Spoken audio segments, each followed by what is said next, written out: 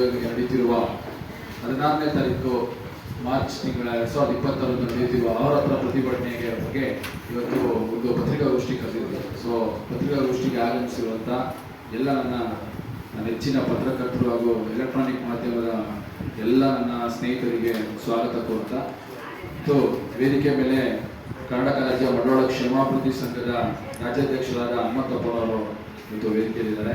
So ಅವರು ಸ್ವಾಗತ.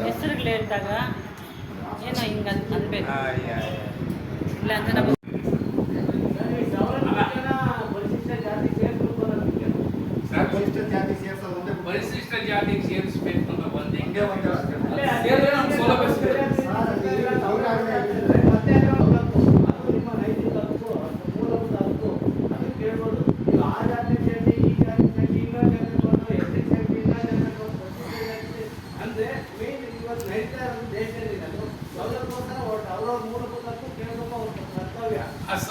ಸಿಗೋದು ಪರಿಶಿಷ್ಟ ವರ್ಗಕ್ಕೆ ಸೇರಿದ ನಂತರವೇ ಅಲ್ಲ ಸರ್. ಈಗ ಸೌಲಭ್ಯ ಸಿಗೋದಿಲ್ಲ.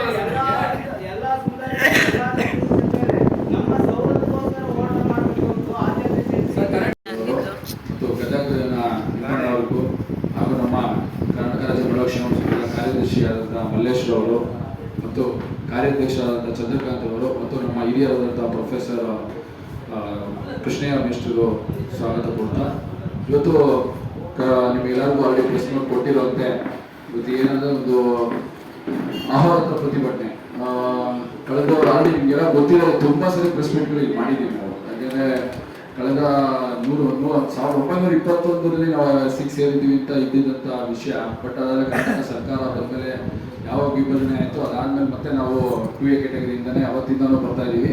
ನಮ್ಮ ಕ್ಷೇಮಾಭಿವೃದ್ಧಿ ಸಂಘದ 2000 ಹಲವು ನಾಯಕರುಗಳು 1950ರಿಂದನೂ ಇದ್ರ ಬಗ್ಗೆ ಹೋರಾಟ ಮಾಡ್ಕೊಂಡು ಬರ್ತಾನೆ ಇದ್ದಾರೆ.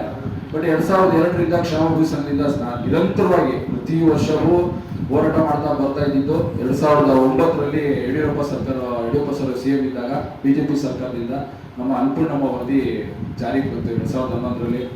ಸೊ ಅದಾದ್ಮೇಲೆ ಮತ್ತೆ ಪಾದಯಾತ್ರೆಗಳು, ಇಲ್ಲಿ ಕನ್ಯಾಕುಮಾರಿಯಿಂದ ಕಾಶ್ಮೀರ ತನಕ ರಥಯಾತ್ರೆ, ಸೊ ಹಲವಾರು ರೀತಿ ಹೋರಾಟ. ಮತ್ತೆ 2011ರಲ್ಲಿ ಫ್ರೀಡಂ ಪಾರ್ಕಲ್ಲಿ ಇದೇ ಕ್ಷೇಮಾಭಿವೃದ್ಧಿ ಸಂಘದಿಂದ ಒಂದು ಹೋರಾಟ ಮಾಡಿದ್ವಿ. ಸೊ ಈ ಥರ ಎಲ್ಲ ಹೋರಾಟಗಳು ಮಾಡ್ಕೊಂಡು ಬರ್ತಾ ಇದ್ವಿ. ಅದು 2017 ಯಾವ್ಯಾವ ಸರ್ಕಾರ ಬಂತು, ಸಿದ್ದರಾಮಯ್ಯ ಸರ್ ಆಗಿರ್ಬೋದು, ಕುಮಾರಸ್ವಾಮಿ ಸರ್ ಆಗಿರ್ಬೋದು, ಯಡಿಯೂರಪ್ಪ ಸರ್ ಆಗಿರ್ಬೋದು, ಯಾರು ನಮ್ಮನ್ನು ಮುಖ್ಯ ಭೂಮಿಕೆ ತರಲಿಕ್ಕೆ ಯಾರೂ ಪ್ರಯತ್ನ ಪಡಲಿಲ್ಲ. ನಾವು ಇವತ್ತೂ ಎಷ್ಟು ಕಷ್ಟಪಡ್ತಾ ಇದ್ದೀವಿ ಅನ್ನೋದು ನಿಮ್ಗೆಲ್ರಿಗೂ ಗೊತ್ತಿದೆ.